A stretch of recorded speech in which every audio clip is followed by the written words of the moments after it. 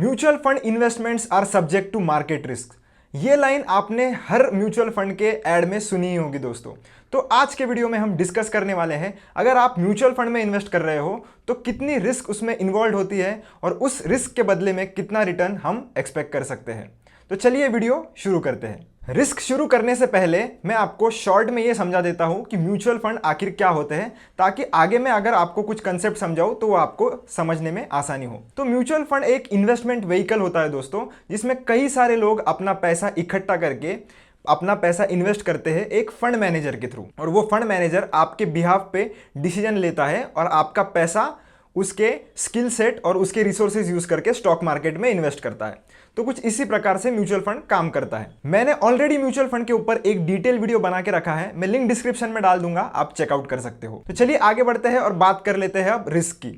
तो जैसे कि मैंने आपको बताया था कि म्यूचुअल फंड में एक फंड मैनेजर इन्वेस्ट करता है, तो वो कभी भी एक ही स्टॉक में इन्वेस्ट नहीं करता, वो एक बास्केट में इन्वेस्ट करता है, यानी कि वो 50 से लेकर तो 100 स्टॉक्स तक वो इन्वेस्ट करता है। तो इस केस में आपका क्या हो जाता है, आपका डाइवर्सिफिकेशन के कारण रिस्क जो है वो कम हो जाता है। तो दोस्तों, जब कभी भी मार्केट गिरता है तो ऐसा जरूरी नहीं है कि सारे के सारे स्टॉक्स नीचे गिरे। कुछ कुछ स्टॉक्स होते हैं जो कंपनी अच्छी अगर परफॉर्म कर रही होगी या उनका मोमेंटम ग्रोथ अच्छा होगा तो तब वो स्टॉक्स अच्छा परफॉर्म करते हैं। तो इसमें क्या होता है, आपका जो रिस्क है वो कम हो जाता है और आपके रिटर्न जो है वो बैलेंस हो जाते हैं। तो दोस्तों, अगर आप म्यूचुअल फंड में इन्वेस्ट कर रहे हो तो कौन सी रिस्क इन्वॉल्व होती है, चलिए देख लेते हैं। तो सबसे पहली है हमारी मार्केट रिस्क। अब मार्केट रिस्क यानी दोस्तों कि आपको पता है कि आपका पैसा जो भी है वो स्टॉक मार्केट में इन्वेस्ट हो रहा है और स्टॉक मार्केट में उतार चढ़ाव ये चलते ही रहते हैं। तो उसी उतार चढ़ाव को हम वॉलेटिलिटी कहते हैं।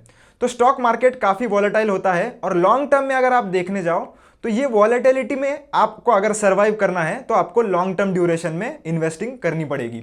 अगर आप 3 से कम साल के लिए इक्विटी म्यूचुअल फंड्स को कंसिडर कर रहे हो तो शायद आप ये वॉलेटिलिटी का शिकार भी बन सकते हो। सेकेंड रिस्क है हमारी क्रेडिट रिस्क।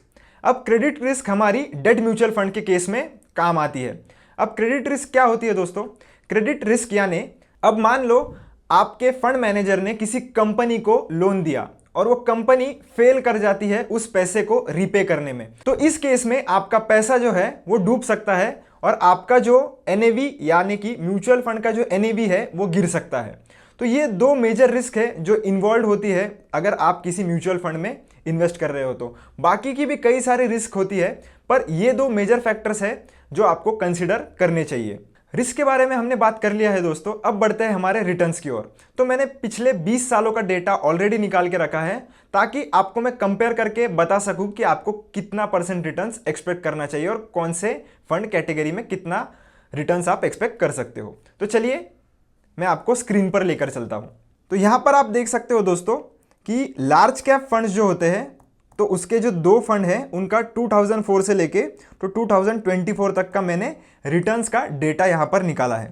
तो सबसे पहला है हमारा फ्रैंकलिन इंडिया का ब्लू चिप फंड और उसी के कंपैरिजन में है HDFC का टॉप 100 फंड, और जो थर्ड कॉलम है उसमें हमारा एवरेज रिटर्न है दोनों को मिला के। तो आप अगर चेक करोगे तो 2008 में जो है वो एक मार्केट क्रैश किया था, तो आप देख सकते हो दोनों ही कैटेगरी में -37 और -36% का आपको क्रैश देखने के लिए मिलेगा।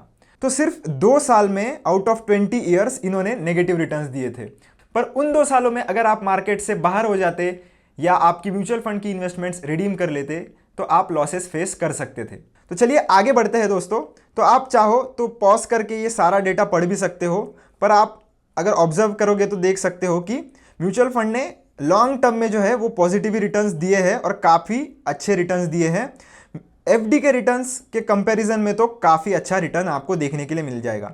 तो लार्ज कैप फंड में अगर आप किसी भी लार्ज कैप फंड में इन्वेस्ट करते हो तो आप लगभग 12% से 15% तक का रिटर्न्स एक्सपेक्ट कर सकते हो। तो ये ज़रूरी नहीं है कि आपको हर साल मिले, किसी साल आपको 50% भी मिल सकता है, किसी साल शायद -10% भी मिल सकता है। तो ये सारों का एवरेज कैलकुलेट करके आपको 12 से 15% कंसिडर करना है। चलिए अब लार्ज कैप की जैसे ही मिड कैप और स्मॉल कैप का भी डेटा देख लेते हैं। तो मिड कैप का डेटा मैंने यहाँ पर ओपन कर लिया है। तो 2 फंड आप देख सकते हो, एक है फ्रैंकलिन इंडिया का प्राइमा फंड और दूसरा है निप्पॉन इंडिया का ग्रोथ फंड। यहाँ भी एवरेज रिटर्न आप देख सकते हो, पर 2008 में आप देख सकते हो कंपैरेटिवली ये जो 2 फंड है वो ज़्यादा गिरे थे। पर आपको मैं एक मज़े की बात बता देता हूँ दोस्तों, निफ्टी 50 जो है वो 2008 में लगभग 55% के आसपास करेक्ट हुआ था। पर आप देखोगे म्यूचुअल फंड के केस में तो कोई भी 55% करेक्ट नहीं हुआ है। ये क्यों? क्योंकि म्यूचुअल फंड के जो मैनेजर्स होते हैं वो हमेशा अपना जो पोर्टफोलियो है वो डाइवर्सिफाइड रखते हैं और इसी के कारण उनकी जो रिस्क है वो थोड़ी कम हो जाती है। तो आप देख सकते हो निफ्टी 50 भले ही 55% के आसपास गिरा था पर कोई भी म्यूचुअल फंड यहाँ पर 40% के ऊपर नहीं गिरा था। तो ये बेनिफिट आपको म्यूचुअल फंड के साथ मिल जाता है। तो मिड कैप कैटेगरी में आप लगभग 15 से 18% का CAGR एक्सपेक्ट कर सकते हो। ये जो भी मैं रिटर्न्स आपको बता रहा हूं दोस्तों, ये CAGR है, यानी कि कंपाउंडेड एनुअल ग्रोथ रेट है, ये एब्सोल्यूट रिटर्न्स नहीं है। चलिए इसी तरीके से स्मॉल कैप का भी हम एक बार चेक कर लेते हैं। तो स्मॉल कैप के केस में आप देख सकते हो दोस्तों 45% तक हमें 2008 में क्रैश देखने को मिला था। अब जाहिर सी बात है स्मॉल कैप में आपको रिटर्न्स भी आप चेक करोगे तो किन किन सालों में स्मॉल कैप ने 34% तक के भी रिटर्न दिए हैं, कहीं कहीं पे 37.50% के भी रिटर्न दिए हैं। अब जाहिर सी बात है जहां रिस्क ज़्यादा होता है वही हम रिवॉर्ड ज़्यादा एक्सपेक्ट कर सकते हैं। तो अगर आप मिड कैप और स्मॉल कैप कैटेगरी में इन्वेस्ट कर रहे हो तो आपको ये बात ध्यान देना है कि उसमें वॉलेटिलिटी भी उतनी ही होती है और आपको उतना ही लॉस देखना भी पड़ सकता है। अगर आप में उतनी कैपेसिटी है, उतना रिस्क एपेटाइट है तो ही आपको मिड कैप और स्मॉल कैप्स में इन्वेस्ट करने की सोचनी चाहिए, वरना आप किसी भी लार्ज कैप फंड के साथ जा सकते हो जो कि कंपैरेटिवली इन दोनों के कम वॉलेटाइल होते हैं। स्मॉल कैप के केस में दोस्तों आप जो है वो 18 से लेके तो 21 से 22% का CAGR एक्सपेक्ट कर सकते हो। पर यहाँ पर जैसे कि मैंने आपको कहा कि आपको ये सडन वॉलेटाइल मूवमेंट्स भी देखने के लिए मिल सकते हैं। जब क्रैश आता है तो आप मान लीजिए एग्जाम्पल के लिए अगर आपने किसी स्मॉल कैप फंड में 1 लाख रुपए इन्वेस्ट किए हैं तो आपको सीधा 45,000 भी दिख सकते हैं और डायरेक्टली आपको लगभग 50% का लॉस देखने के लिए मिल सकता है। तो अगर आप ये सब सह सकते हो तो आप स्मॉल कैप में इन्वेस्ट करें, और अगर आप स्मॉल कैप और मिड कैप्स में भी इन्वेस्टिंग करने का कंसिडर भी कर रहे हो तो वो इसी हिसाब से करें कि आप मिनिमम 5 से लेके तो 8 सालों तक इन्वेस्ट करें। इससे क्या होगा कि मार्केट के जो वॉलेटाइल मूवमेंट्स हैं उनको आप डाइजेस्ट कर लोगे और सर्वाइव कर जाओगे और एंड में आपको 8 से 10 साल के बाद पॉजिटिव ही रिटर्न्स और अच्छा कंपाउंडेड रिटर्न्स आपको देखने के लिए मिलेंगे। तो आशा करता हूं दोस्तों आपको रिस्क कितना होता है और रिटर्न्स कितना होता है म्यूचुअल फंड में ये सारी बातें समझ में आ गई होंगी।